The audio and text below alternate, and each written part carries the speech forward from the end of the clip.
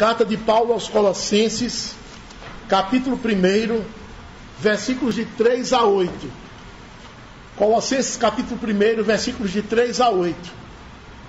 Diz assim a palavra de Deus: Damos sempre graças a Deus, Pai de nosso Senhor Jesus Cristo, quando oramos por vós, desde que ouvimos da vossa fé em Cristo Jesus e do amor que tendes para com todos os santos, por causa da esperança que vos está preservada nos céus, da qual antes ouvistes pela palavra da verdade do Evangelho que chegou até vós, como também em todo o mundo está produzindo fruto e crescendo, tal acontece entre vós, desde o dia em que ouvistes e entendestes a graça de Deus na verdade, segundo fostes instruídos por Epáfras, nosso amado conservo, e quanto a vós outros, fiel ministro de Cristo, o qual também nos relatou do vosso amor no Espírito.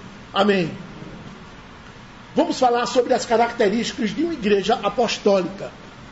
Nem todo grupo que se reúne em nome de Deus, que lê, prega a Escritura, canta hinos, pode ser considerado uma igreja cristã. Verdadeiramente, uma igreja apostólica. Ao longo da história do cristianismo, surgiram muitos grupos reunidos, dizendo-se igreja cristã, dizendo-se igreja apostólica, mas passaram longe das características de uma igreja apostólica conforme ensinadas aqui no Novo Testamento. Precisamos recordar que Paulo estava preso na cidade de Roma, numa prisão domiciliar, e num belo dia lá chega um sujeito da cidade de Colossos, chamado Epáfras, e ele saiu lá de Colossos, na Ásia Menor, e fez uma viagem tremenda para chegar a Roma, capital do Império, e foi e localizou o apóstolo Paulo. E ele se dispôs a sair da sua cidade para ir ajudar, auxiliar o apóstolo Paulo lá, nas suas necessidades e precisões, porque ele estava preso, numa prisão domiciliar, mas estava preso.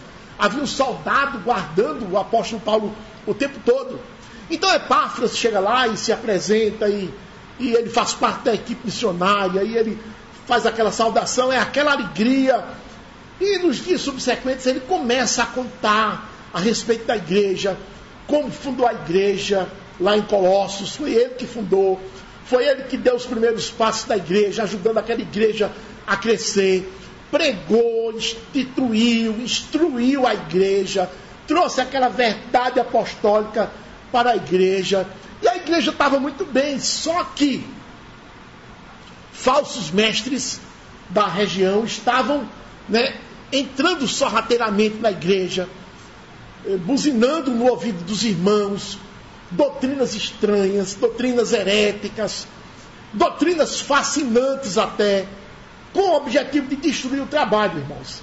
E Epáfras, nessa viagem, aproveita para contar a Paulo, toda essa situação. Também ele disse todas as virtudes da igreja, falou do amor da igreja, da fé da igreja. Uma igreja muito boa, Paulo. E motivado por essas informações, o apóstolo então escreve a carta aos Colossenses. E ele escreve essa carta com o propósito de manter a igreja do jeito que ela foi formada, manter a igreja naquela estabilidade, naquele alicerce poderoso sobre a qual ela estava fundada pelo conservo de Paulo chamado Epáfras, homem fiel, ministro verdadeiro.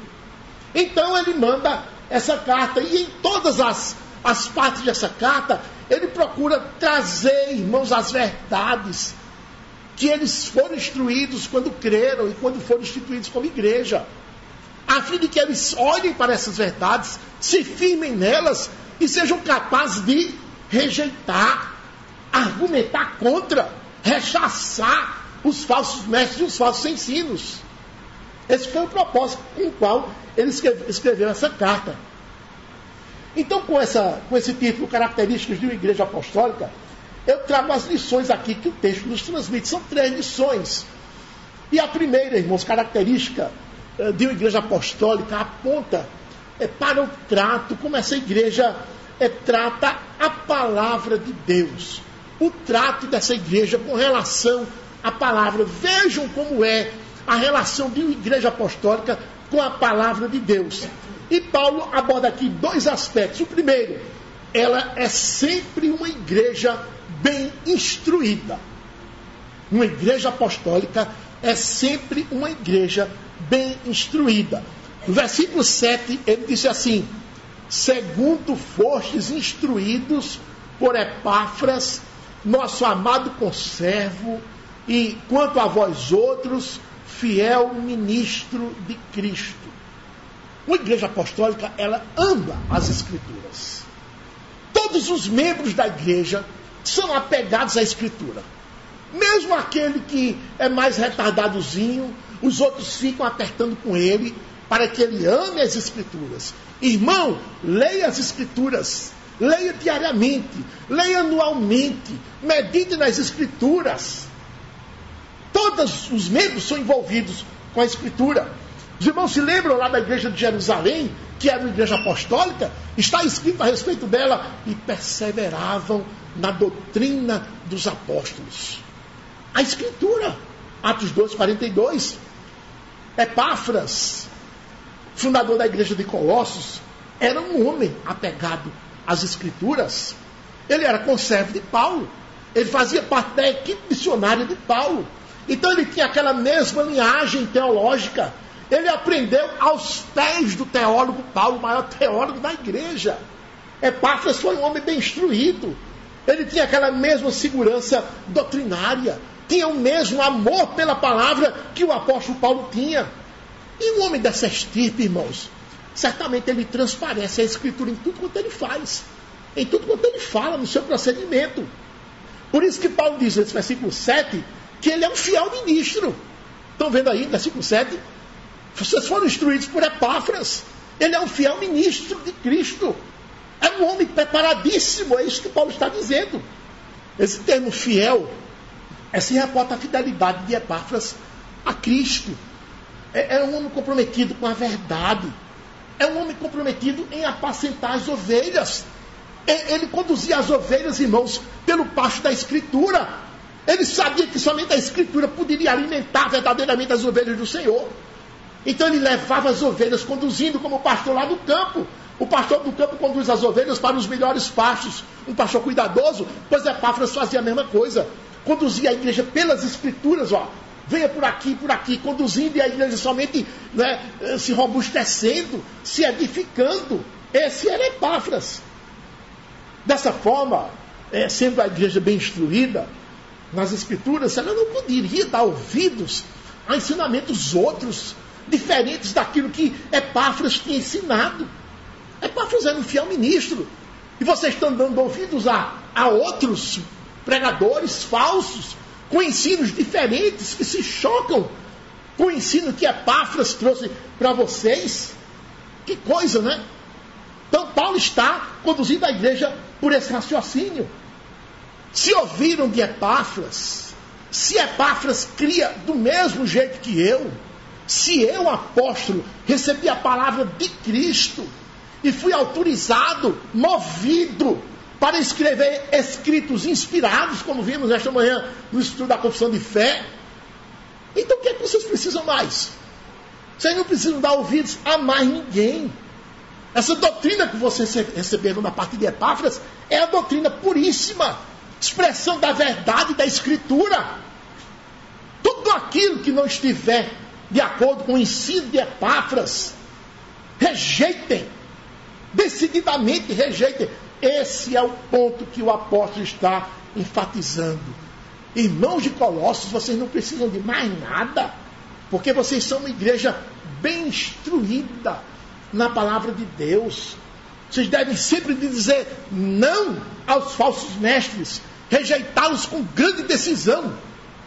Não, não, não, digam assim com toda decisão.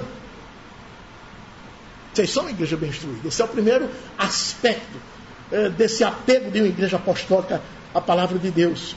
E o segundo aspecto dessa igreja apostólica no trato com a palavra é que ela foi agraciada com a verdade.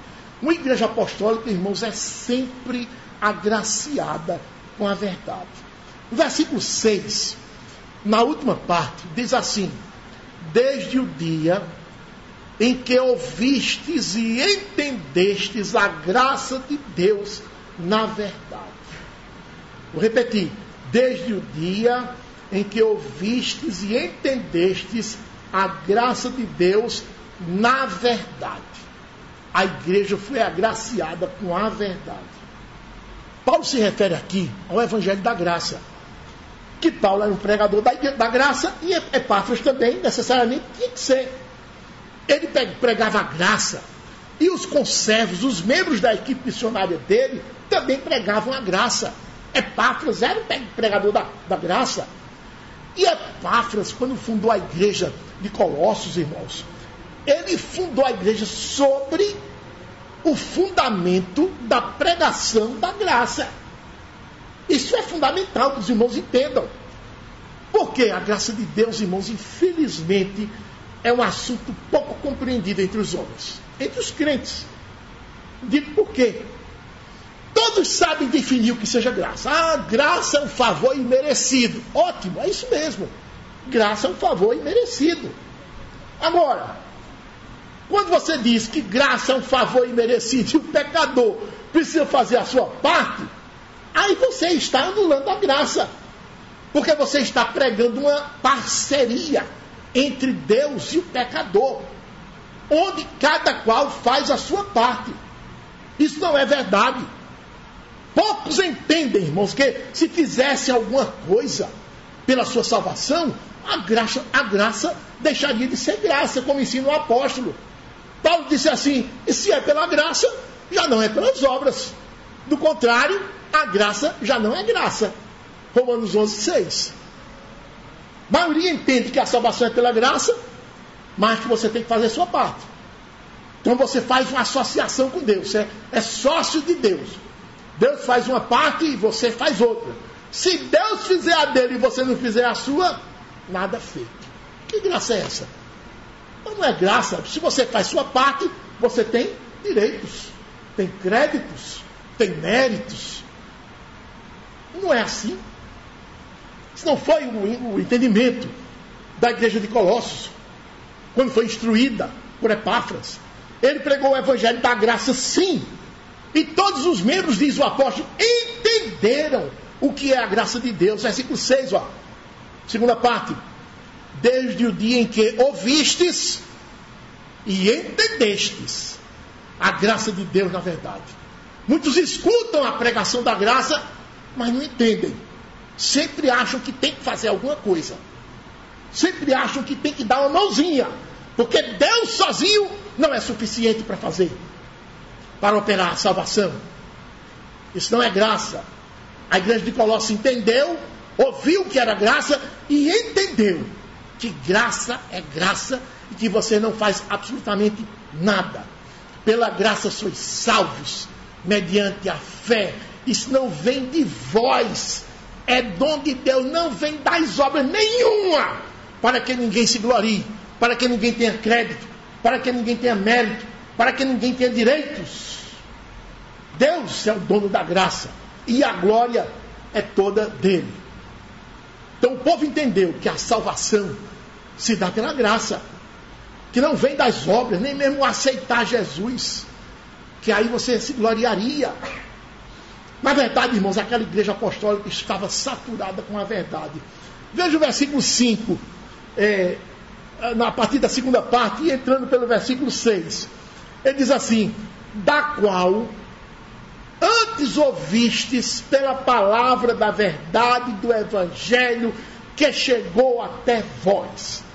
Eles estavam saturados com a verdade. Essa era a igreja de Colossos, uma igreja legitimamente apostólica, instruída segundo a puríssima doutrina dos apóstolos, a mais pura verdade da palavra de Deus. E aqui eu quero trazer um ponto de reflexão para você, ouvinte. Pergunto-lhe: a sua igreja é uma igreja apostólica? Você é instruído com a verdade da Escritura? Você aprendeu na sua igreja o que de fato significa graça? como ela opera. Você aprendeu que ela exclui toda e qualquer participação do pecador. Então, uma igreja apostólica é bem instruída na verdade, reconhecendo o que significa a graça de Deus. Quando o falso mestre chegar para você e quiser misturar graça com obras, rejeite-o, expulse-o dele às costas, porque ele vem como enviado do inimigo para lhe perturbar. Não o receba. Não o receba. Essa foi a primeira lição.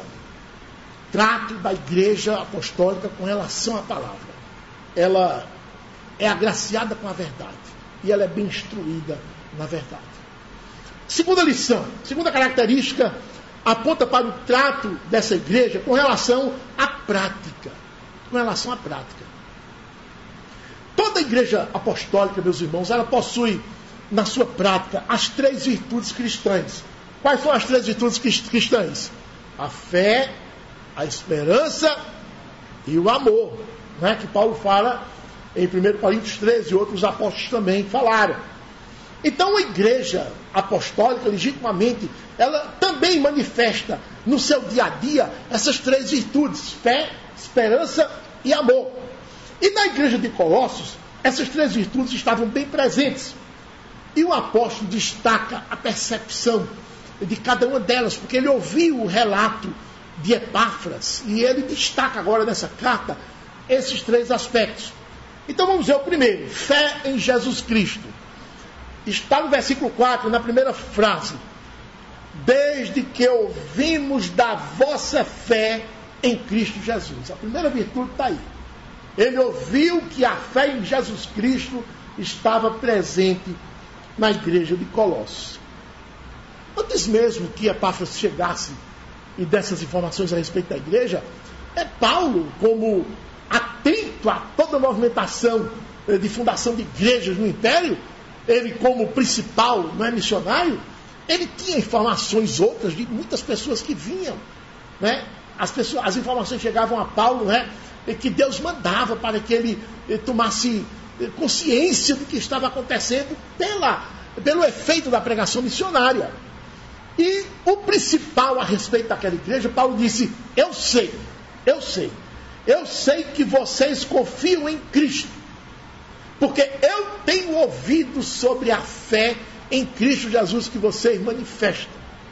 E eu pergunto: o que é confiar em Cristo? O que é confiar em Cristo? Confiar em Cristo, irmãos, é a senha de acesso ao reino de Deus. Só entra no reino de Deus quem confia em Cristo. E para confiar em Cristo, tem que deixar de confiar em si. Deixa de confiar em si, confia em Cristo e entra no reino. Por isso que nós dizemos assim: confiar em Cristo é reconhecer que as obras de Cristo são perfeitas e as suas são pecaminosas. Confiar em Cristo é reconhecer que as obras de Cristo foram aprovadas por Deus na íntegra e as suas, mesmo as melhores, são imundas. E nenhuma pode receber a aprovação de Deus, nem mesmo as melhores. Você olha para si e diz: não tem jeito, eu preciso deixar de confiar em mim agora. Eu vou correr para Cristo, eu só vou confiar em Cristo.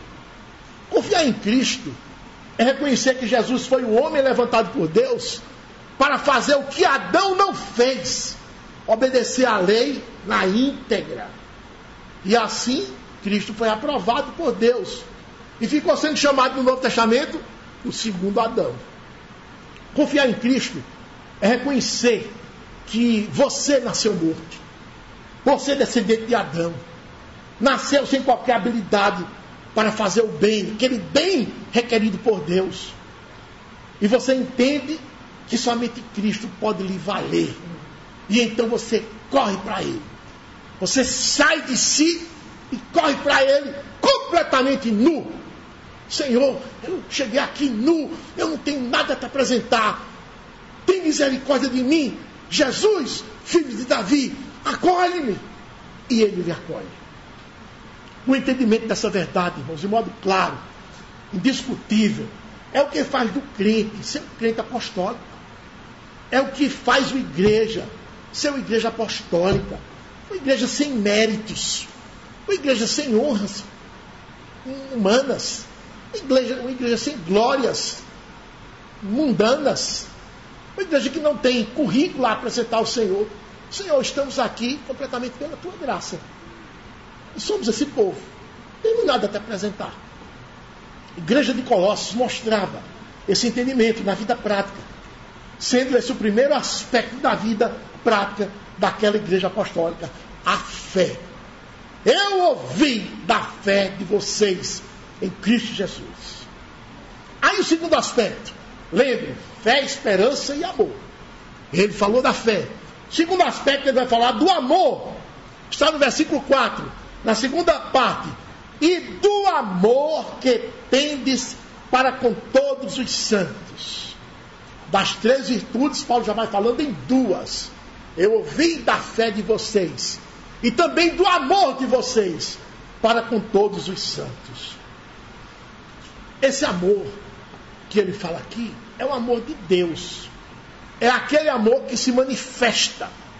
É aquele amor que é prático, não é amor de palavras, é um amor prático. E esse amor estava presente na vida da igreja de Colossos.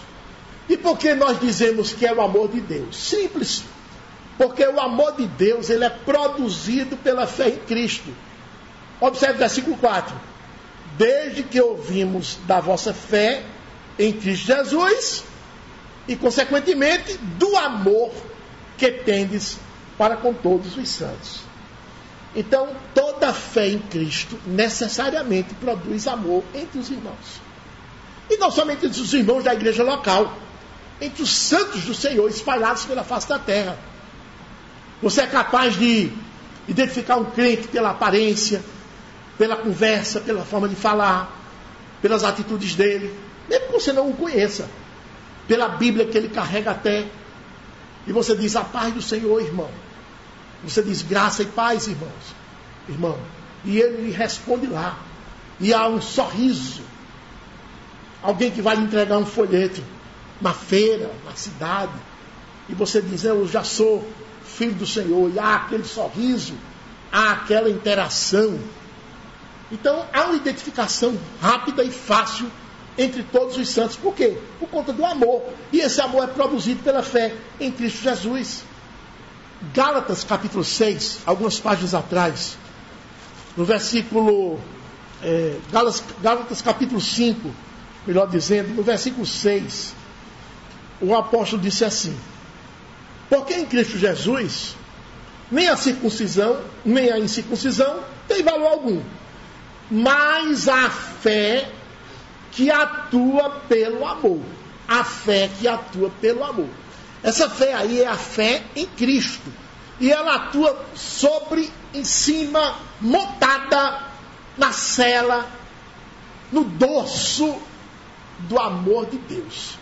Imagine um cavalo, um alazão vigoroso e um cavaleiro em cima. O cavaleiro é a fé e o cavalo é o amor. A fé e o amor andam juntos. A fé necessariamente produz obras. Essas obras são as obras do amor. Por isso que diz, quem não ama, não conhece a Deus. Porque Deus é amor. Tiago disse assim, você tem fé? Tem fé? Tenho. Mas eu não vejo nas suas obras de amor. Não vejo nas suas obras de amor. Não vejo essa sua fé manifestada, não. Porque quem tem fé se manifesta na vida prática em forma de amor. Tiago foi o pastor de uma numerosa igreja, que só no dia de Pentecostes houve um acréscimo de 3.000 pessoas aos que já existiam. Veja que igreja numerosa. E Tiago batia nessa tecla. A característica de uma igreja apostólica é amar. Ela tem que amar. Se ela não ama, porque ela não tem fé. Os membros da igreja que não amam não têm fé. Pensam que tem, mas não tem. Estão arrolados na igreja, mas não são capazes de amar. Você tem fé? Tem. Então mostre as suas obras de amor na sua vida prática. Porque a fé sem obras, dizia Tiago, é morta. A fé sem obras é morta. Tiago 2,26. E Paulo diz, olha, o amor de Deus é exibido na vida da igreja. E isso é fruto do Espírito. Lá no versículo 6, na segunda parte, ele diz: como também em todo o mundo está produzindo fruto e crescendo, tal acontece entre vós.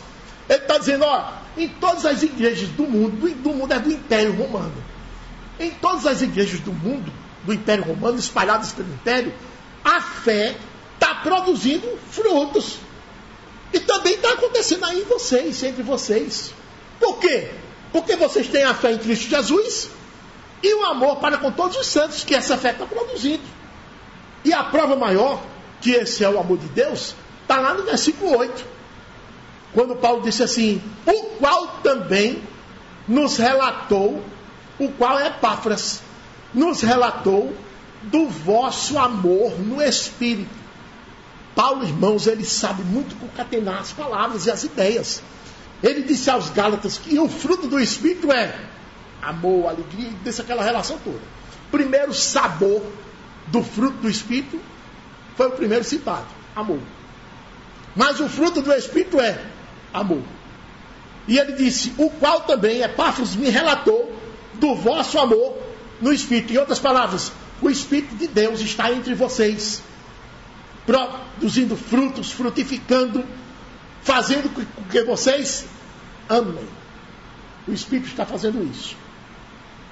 Chamo você de novo a um ponto de reflexão e pergunto, a sua fé, que você diz ser fundamentada em Cristo Jesus, produz em você esse amor de Deus? Você tem certeza que manifesta esse amor na sua vida prática, diária?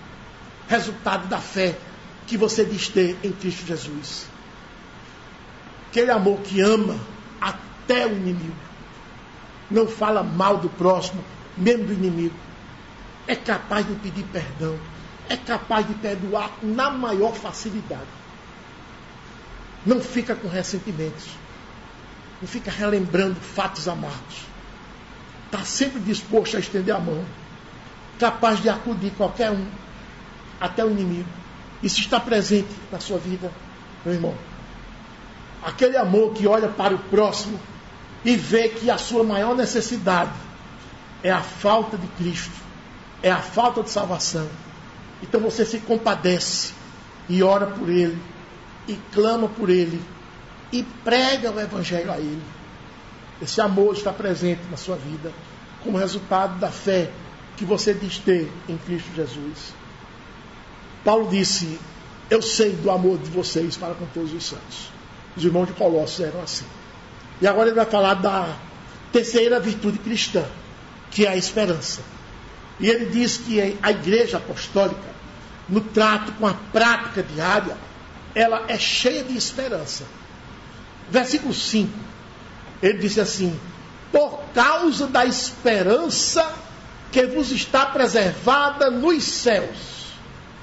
Observe, ele disse aos Coríntios, agora pois permanece a fé, a esperança e o amor. E ele disse isso também com relação à igreja de Colossos. Falou da fé em Cristo Jesus, falou do amor da igreja e falou agora da esperança da igreja. Disse que a esperança da igreja está preservada nos céus. A igreja manifestava a esperança no dia a dia, irmãos, na sua vida prática. Uma igreja apostólica, ela é cheia de esperanças. Por quê? Ela espera que ele sobrevenha tudo quanto a palavra diz que vai vir. Então ela fica o quê? Esperando. O pai sai de casa e diz ao filhinho, olha, quando eu voltar, eu vou trazer um brinquedo para você. Aquele brinquedo que você tanto deseja. Então o pai fez o que com o filho? Encheu o filho de esperanças. E o pai saiu cedinho para trabalhar. Às 7 da manhã. Só volta às 22. Aquela criança passou das 7 às 22 cheia de esperança. Porque o pai prometeu. E ela confia no pai e sabe que o pai vai trazer. Pois a igreja apostólica também é assim. Ela conhece as promessas do Senhor. E se ele prometeu, a igreja diz, ele vai cumprir. Então eu vou esperar. eu vivo o meu dia a dia cheia de esperanças, diz a igreja apostólica. A igreja, ela tem esperanças de fatos que vão acontecer aqui e de fatos que vão acontecer no porvir, porque o Senhor prometeu para cá e para lá. No caso aqui, Paulo fala da esperança do porvir, né? Por causa da esperança que nos está preservada nos céus. Ele está falando da esperança do porvir. Quais são as esperanças do porvir? A igreja, por exemplo, aguardava que um dia iria ressuscitar. Iria haver a ressurreição dos mortos. Por quê? Porque o mestre tinha dito: eu sou a ressurreição e a vida. E aquele que crê em mim, ainda que esteja morto, viverá. E eu ressuscitarei no último dia. João 11, 25 e 26. Então, ela aguardava a ressurreição do último dia, porque Jesus prometeu. Então, daí, irmãos, ela amava a vida. Eu amo a vida que eu tenho, e eu não temo a morte, porque o meu Senhor prometeu que eu vou ressuscitar. Então, eu vou viver a minha vida obedecendo e fazendo o que Ele me mandou que eu fizesse, sem nenhum medo de morrer, porque mesmo que eu morra, eu ressuscitarei. Se eu morrer pregando a palavra, sendo perseguido, sendo fuzilado, chicoteado, no máximo, morri. Eu sou cheio de esperança que eu vou ressuscitar no último dia, porque meu Pai prometeu. Se Ele prometeu, Ele vai cumprir. Isso é viver cheio de esperança. E isso tem efeitos na sua vida prática. Você não é aquele sujeito que está aí parado, com a boca escancarada, cheia de dentes, esperando a morte chegar. Não, de forma nenhuma. Você tem uma vida com sentido. Sua vida tem um propósito. A igreja, ela tinha esperança de que habitaria em glória no porvir. Porque Jesus orou ao Pai e disse assim: Pai, a minha vontade é que onde eu estou, estejam também aqueles que me deste, para que vejam a minha glória que me conferiste. João 17, 24. Daí, os membros da igreja tinham certeza que se Jesus prometeu isso, Ele vai cumprir. Eu tenho uma glória sobreexcelente me esperando. Então eu não vou estar aqui nessa vida procurando glórias humanas, riquezas, bens, não nada. Perder meu tempo nessa caminhada de ficar rico, ficar famoso, de ter as coisas. Não. Eu vou me adequar a uma vida simples, humilde, na qual quem olhar para mim possa dizer: esse é um crente contente. Ele é contente com o que tem, satisfeito, vida simples. Por quê? Porque a igreja vivia na esperança da glória do porvir. Não vou estar perdendo tempo. Não vou estar perdendo tempo. Fazer o útil aqui na minha vida. A igreja também era cheia de esperança que no dia do juízo ouviria aquele bendito: vinde benditos de meu Pai, entrai na posse do reino que vos está preparado desde a fundação do mundo. Eu espero isso, porque meu Pai prometeu isso em Mateus 25, 34. Ele disse que vai me chamar para ficar à direita e que ainda vai me dizer: vinde benditos de meu Pai. Então, o que é que essa promessa produz em mim? Eu vou me encher de boas obras. Porque ele disse: eu tive fome, não me deste comer. Vai dizer a turma da esquerda: tive sede, não me deste beber. Estavas nu e não me vestiste. Estava preso, não fostes ver-me. Quando, Senhor, nós te negamos essas coisas? Vocês deixaram de fazer a um dos meus pequeninos, a mim deixaram de fazer. Então, vivendo nessa esperança, a igreja se enchia de boas obras. As boas obras, resultados da fé. A igreja tinha esperança de que habitaria para sempre na cidade celeste. Porque está escrito, irmãos, que na cidade celeste estará o trono de Deus e do Cordeiro. Os seus servos o servirão, contemplarão a sua face, e na sua fronte está o nome dele. Já não haverá noite, nem precisam eles de luz de candeia, nem da luz do sol, porque o Senhor Deus brilhará sobre eles e reinarão pelos séculos dos séculos. Apocalipse 22, de 3 a 5. Era essa a esperança da igreja de Colossos quanto ao porvir, porque tudo está escrito. Então a igreja apostólica é também cheia de esperanças quanto ao porvir. E isso tem forte implicação no dia a dia dessa igreja. A forma como essa igreja se move, como cada membro encara as situações da vida, os pressupostos do viver. Pergunto, sua igreja prega e ensina sobre as coisas do porvir? Sobre a expectativa da esperança cristã? Ou você é completamente ignorante quanto às coisas futuras? Sabe de nada. Para mim, o porvir é um mistério. Tenho o maior medo, que é nem ouvir falar em morrer. É assim que você procede como crente? A igreja apostólica ela é cheia de esperanças quanto ao futuro. E ela não é uma igreja que tem medo de nada. Ela enfrenta as coisas, irmãos, mesmo que todos os membros morram. É morrendo e entrando na glória. Ela diz assim. Então a igreja apostólica cultiva a fé, a esperança e o amor na sua vida prática. Essa foi a segunda lição. Mas aí tem uma terceira e última lição. Características de uma igreja apostólica. Lembre, a primeira lição foi o procedimento dela com relação à palavra. A segunda lição foi o procedimento dela com relação à prática. E a terceira lição aponta para o trato dessa igreja com relação ao testemunho. Esse ponto é importante porque diz respeito à reputação da igreja diante de outros crentes fora da cidade, de outros estados, até de outros países.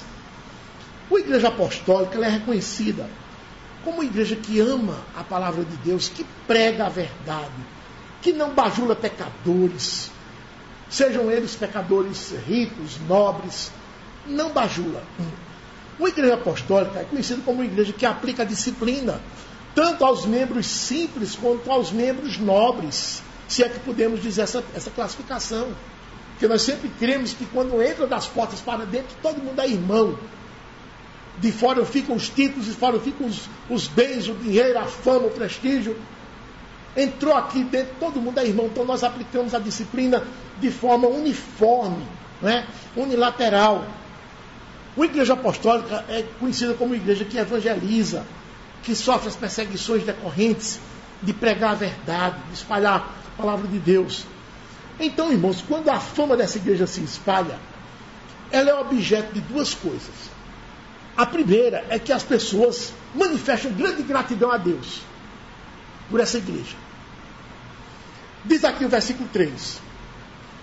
Damos sempre graças a Deus, Pai de nosso Senhor Jesus Cristo. Paulo está falando aqui em gratidão.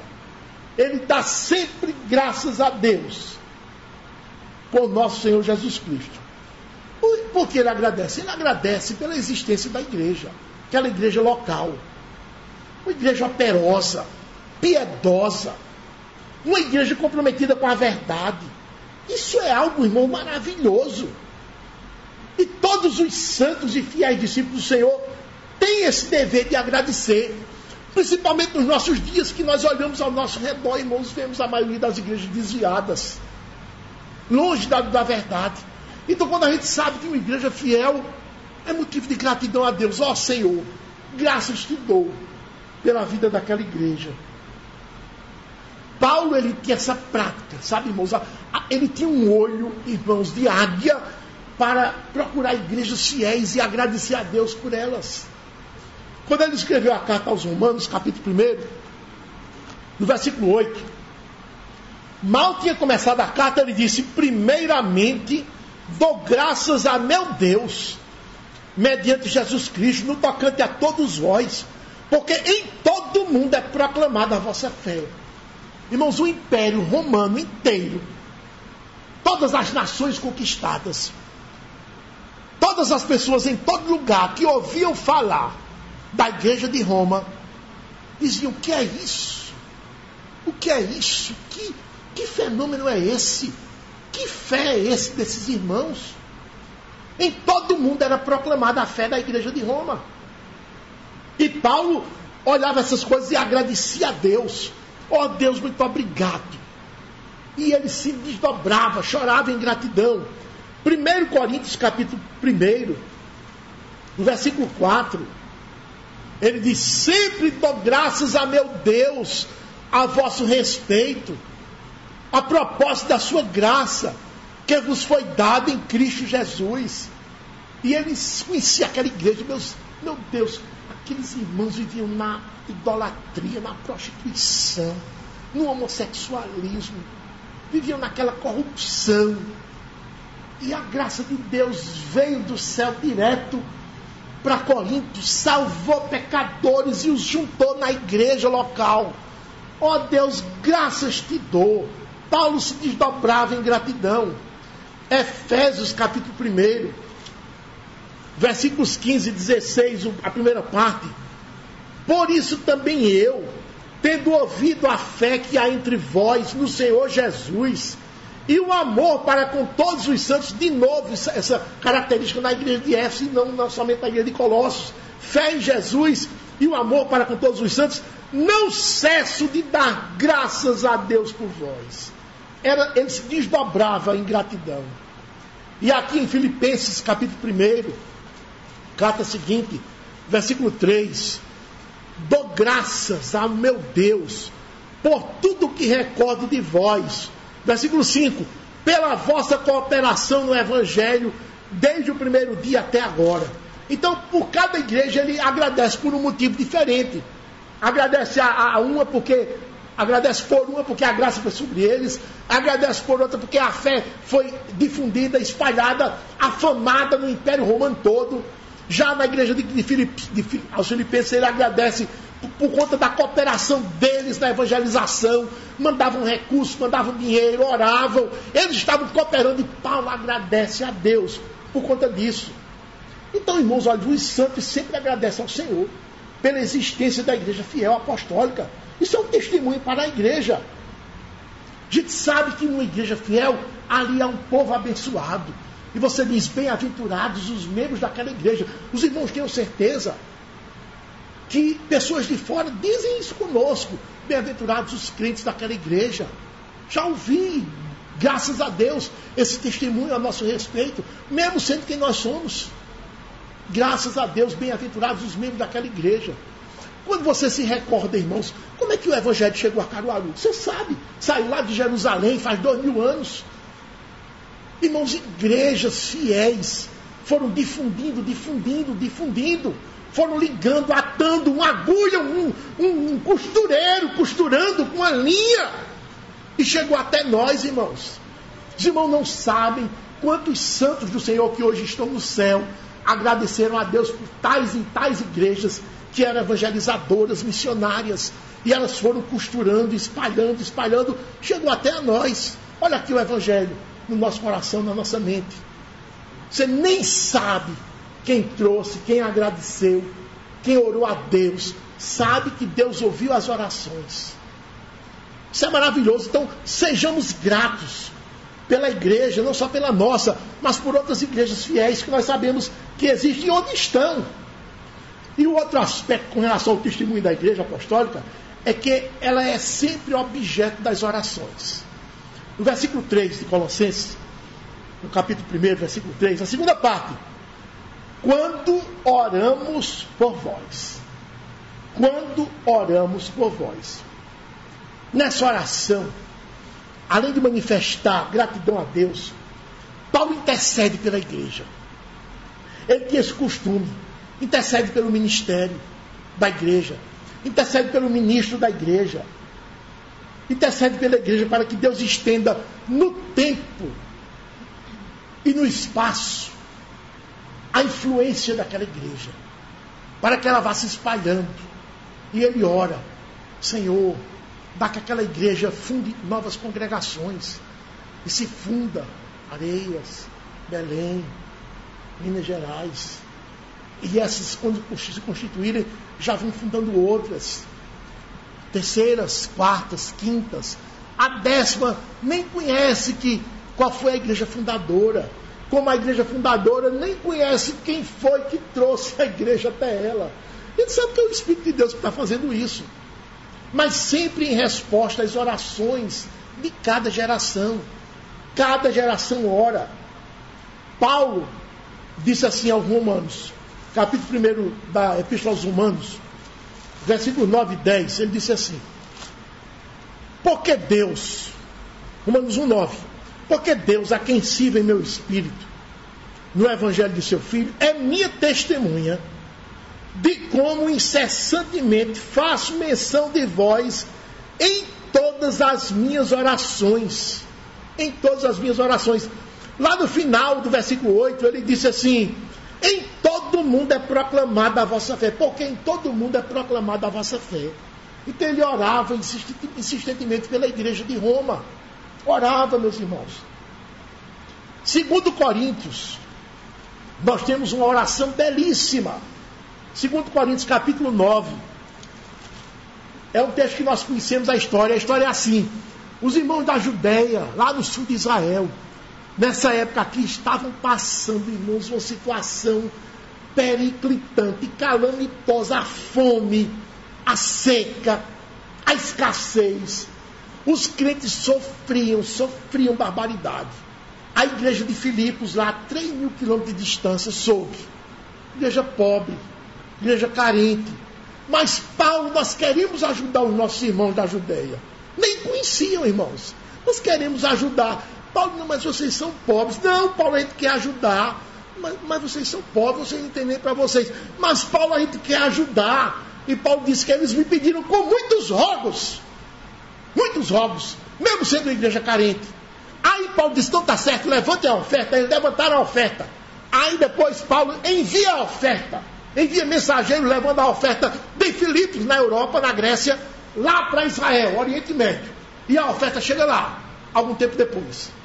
Quando a oferta chega, irmãos, diz aqui o versículo 14, do capítulo 9.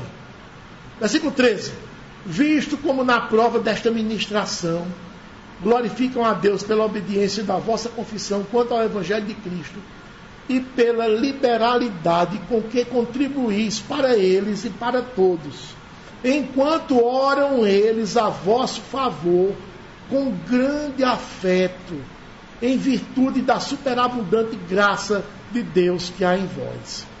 Parece que eu estou vendo assim, os irmãos da Judéia receberam os donativos, dinheiro, roupas, comidas, cereais, coisas secas que pudessem ser transportadas. E quando chegam lá, aqueles irmãos se reúnem e se ajoelham em oração, em gratidão a Deus, pela igreja de Filipos. Senhor, igreja carente, tão carente como nós, mas uma igreja liberal, uma igreja que se dispôs a ajudar. E veio o suprimento, e nós aqui agora estamos supridos. Ó Deus, obrigado pela vida daquela igreja. Abençoa aquela igreja, Senhor, que ela seja acumulada de bênçãos da tua parte, que ela se expanda, que ela ensine essa mesma vida prática, esse evangelho verdadeiro aos demais, para que o evangelho se expanda. Essa oração subia, irmãos, lá da Judéia ao céu, em favor da igreja dos filipenses. Isso é fantástico, irmãos. Paulo orava assim pela igreja de Éfeso. Quando nós vemos aqui capítulo 3 de Efésios, versículos 14 e 16, Paulo diz assim: por esta causa me ponho de joelhos diante do Pai. Versículo 16: para que, segundo a riqueza da sua glória, vos conceda que sejais fortalecidos com poder, mediante o seu Espírito, no homem interior. Ele está orando pela igreja de Éfeso. Pela igreja de Filipos, ele orava por causa do Espírito de cooperação, como acabamos de ver. Então, é muito diferente, irmãos, a oração que você faz por uma igreja apostólica e por uma igreja desviada da verdade. Não é verdade isso? Quando você vai orar por uma igreja verdadeira, você faz um tipo de oração. Mas quando você vai orar por uma igreja desviada, você faz outro tipo de oração. Por uma igreja desviada, a sua oração é assim: ó Senhor, traz de volta aquela igreja para a verdade, Senhor. Dá que os seus pastores preguem sem bajular. Preguem tão somente para honrar o teu nome, para dar o teu recado fiel ao povo. É assim que você ora, é muito diferente.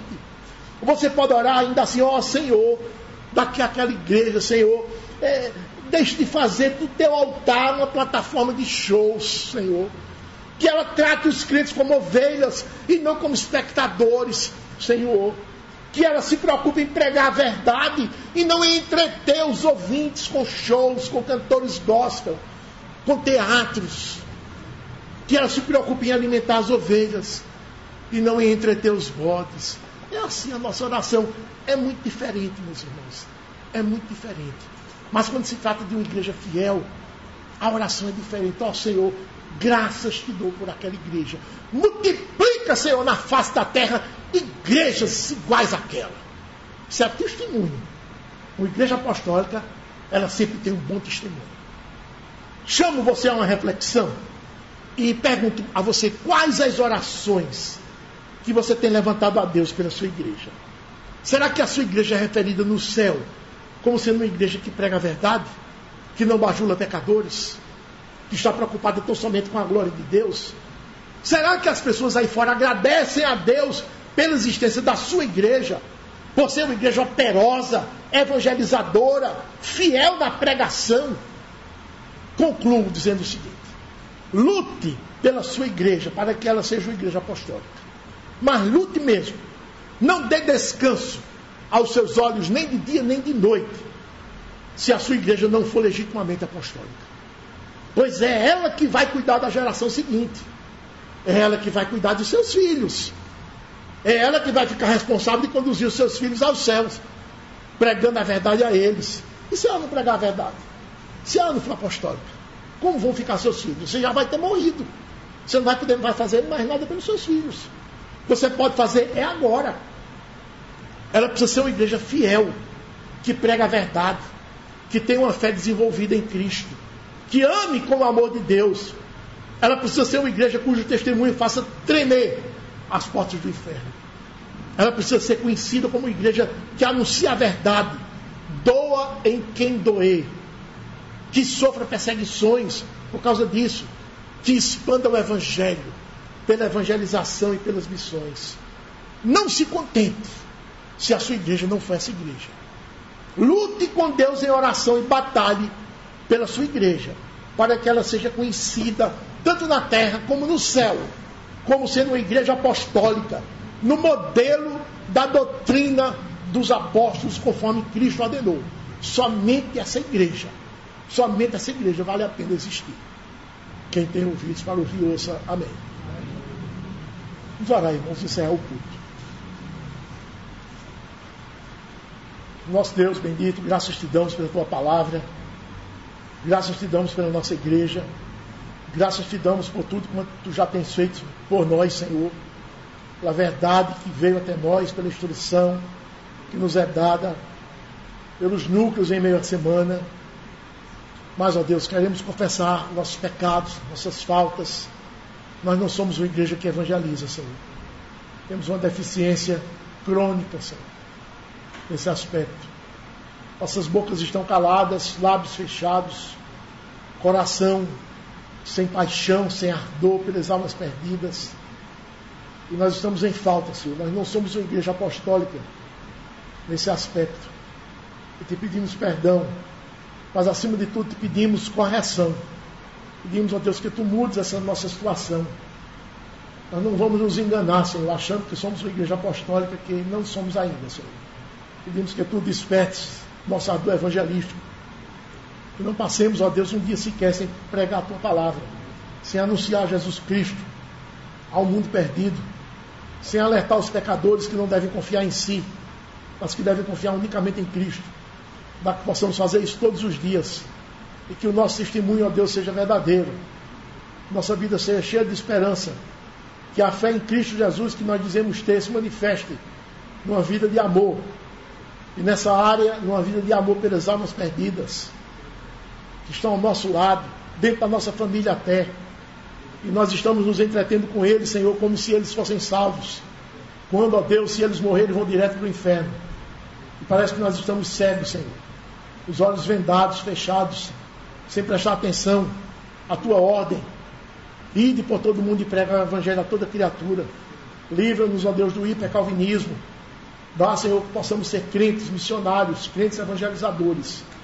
Que de hoje a 8 dias, ó Deus, consigamos chegar aqui e dizer: graças te dou, meu Pai, porque evangelizei pessoas durante a semana. fiz visitas a incrédulos, anunciei Jesus Cristo, fiz visita a enfermos, trouxe-nos o conforto que há em Cristo Jesus. Para que possamos dizer isso aqui, ó Deus, em oração, daqui a 8 dias, que haja uma semana produtiva nesse sentido nas nossas vidas. Corrige-nos, ó Deus, dessa falha tremenda, Senhor.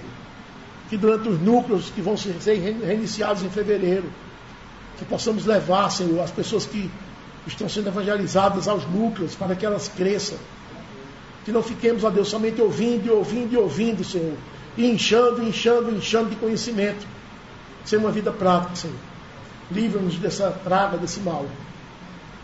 Nessa semana que hoje se inicia, Senhor, protege as nossas vidas, conduz-nos, ó Deus, durante a semana, no estudo, no trabalho, nas viagens, nos contatos, todas as coisas, Senhor, na venda, na compra, para que em tudo o teu nome seja honrado. Lembra-nos, ó Deus, de sermos santos, que o teu Santo Espírito nos lembre a cada minuto, comandando a nossa consciência, aprumando os nossos passos, Senhor. Preserva as nossas vidas e que em 8 dias estejamos aqui de novo, o dia do Senhor, celebrando o teu santo nome, nesses momentos tão aprazíveis e agradáveis. Faz-nos tremer, Senhor, da tua palavra, porque tu disseste: o homem para quem olharei é aquele que treme na minha palavra. Que esse povo seja esse povo, essa igreja. Nós oramos agradecidos em nome de Jesus. Amém.